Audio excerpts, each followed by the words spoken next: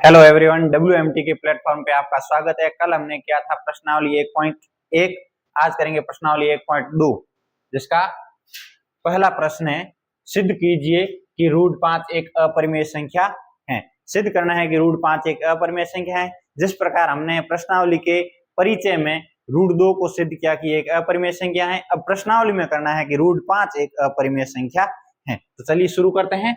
सबसे पहले इसका विरोधाभास कथन माना जाता है, जैसा शुरुआत में माना था। माना रूट 5 एक परिमेय संख्या है।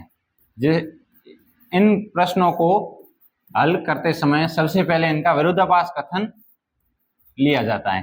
जिस प्रकार लिया था रूट 2 का कि रूट 2 एक परिमेय संख्या, उसी प्रकार लिया है कि माना रूट 5 एक परिमेय संख्या है। विरोधाभास कथन ले लिया। अब आगे हल करते हैं। तो रूट 5 बराबर a बटे b, रूट 5 बराबर a बटे b, जहां a और b दोनों सह अभाज्य हैं।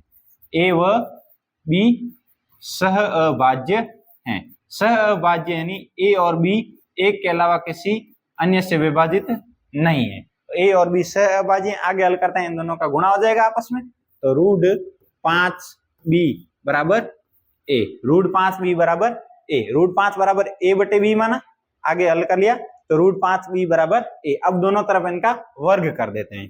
दोनों तरफ वर्ग करने पर क्या स्थिति बनती है देखते हैं। तो रूट 5b का वर्ग बराबर a का वर्ग। तो रूट 5 का वर्ग 5 और b का b स्क्वायर बराबर a स्क्वायर। ये आई कंडीशन। इसको देते हैं समीकरण नंबर 1। 5b स्क्वायर बराबर a स्क्वायर। तो यहां पर क्या प्राप्त होता है कि 5 a स्क्वायर को विभाजित करता है। 5 a स्क्वायर को विभाजित करता है। 5 a स्क्वायर को विभाजित करता है तो 5 a को भी विभाजित करेगा। यदि a स्क्वायर को विभाजित करता है तो a को भी विभाजित करेगा। 5 a स्क्वायर को विभाजित करता है तो a को भी विभाजित करेगा। 5b स्क्वायर बराबर a स्क्वायर। तो इससे कंडीशन बन रही है कि 5 है वो a स्क्वायर को विभाजित करता है, तो 5 a को भी विभाजित करेगा। ये हो गया समीकरण नंबर 1। आगे बढ़ते हैं। तो यहां लेते हैं 5b बराबर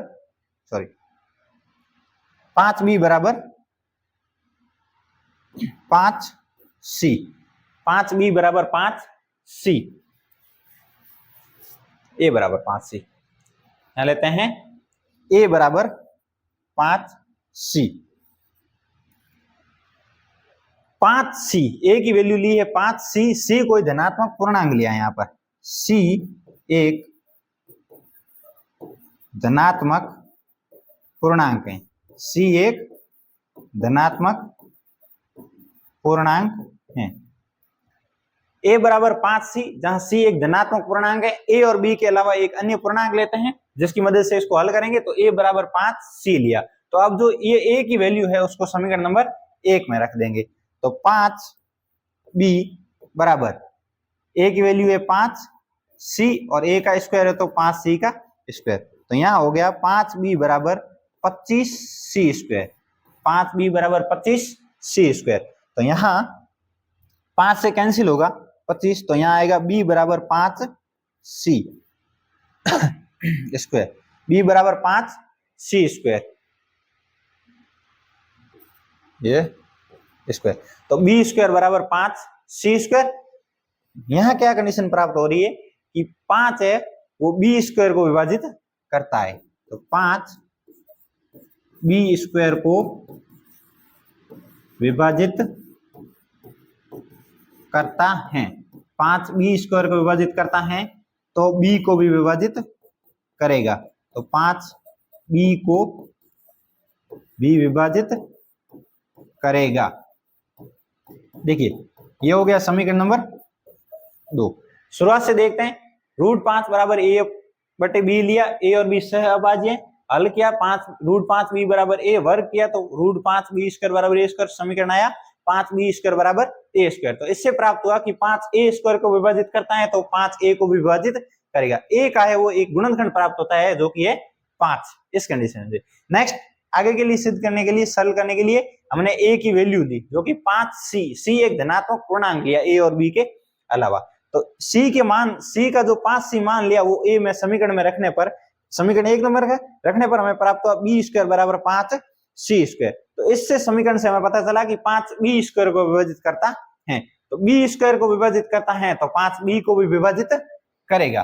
तो 5b को विभाजित करेगा तो समीकरण 1 और 2 से, समीकरण 1 और 2 से हमें क्या प्राप्त होता है कि समीकरण 1 व 2 से, समीकरण 1 व 2 से देखें तो a का एक गुणनखंड 5 है और b का भी गुणनखंड 5 है। तो यहां लिखते हैं समीकरण 1 व 2 से a व b का एक गुणनखंड 5 है, a व b का एक गुणनखंड 5 है। लेकिन हमने शुरुआत में क्या माना था कि a और b सहअभाज्य जिनका एक के अलावा कोई अन्य गुणनखंड नहीं है। तो यहां पर ये कंडीशन गलत होती है, तो हम लिखेंगे हमारा विरोधाभास कल्पना कथन, हमने जो शुरुआत में कल्पना की थी वो कथन विरोधाभास पर होता है।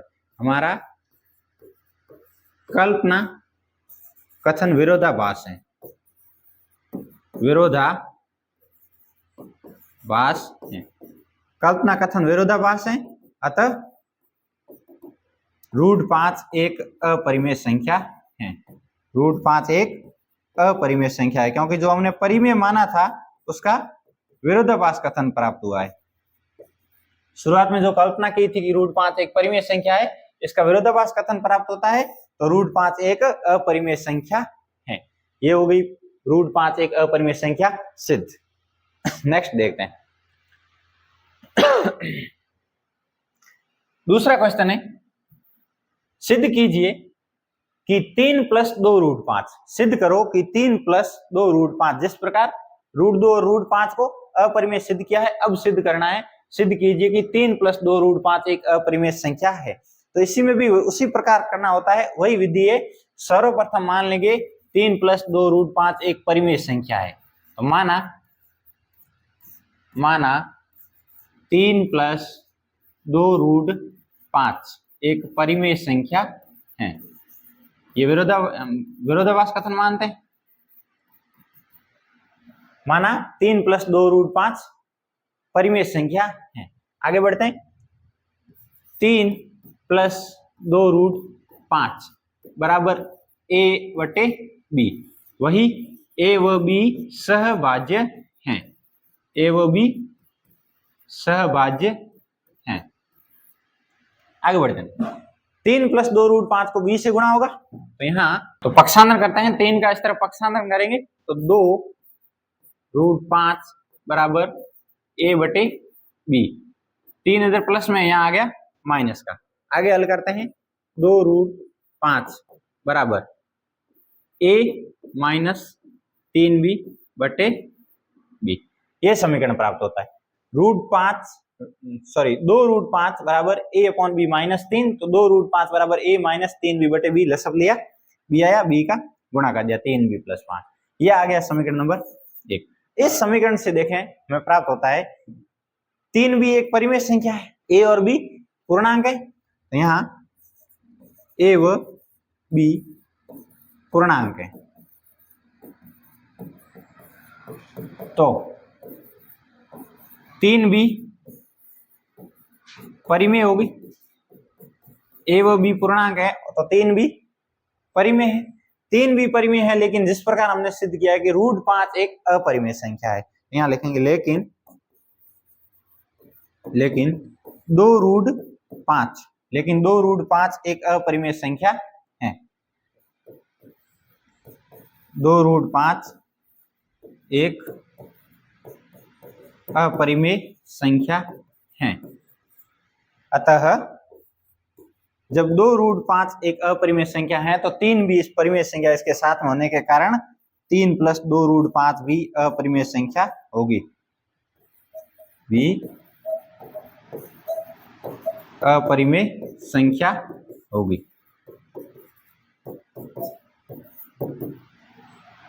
ए व बी पूर्णांक है तो 3 भी परिमेय संख्या होगी, लेकिन √2 √5 एक अपरिमेय संख्या है, अतः 3 + 2 √5 भी अपरिमेय संख्या होगी। 3 + 2 √5 है वो अपरिमेय संख्या होगी, क्योंकि √5 एक अपरिमेय संख्या है और √5 के साथ 2 गुणे में है तो ये भी एक अपरिमेय संख्या बन जाएगी, अंदर गुणा होगा 5 दूनी 10। तो अतः लास्ट आंसर आता है कि 3 + 2 √5 अपरिमेय संख्या होगी। क्यों? क्योंकि जब 3 परिमेय है लेकिन 3 को इसके साथ पक्षांतर में ले जाते हैं तो 2 √5 अपरिमेय है, तो 3 + 2 √5 भी अपरिमेय संख्या होगी। प्रश्न नंबर 2 कंप्लीट। नेक्स्ट प्रश्न नंबर 3 के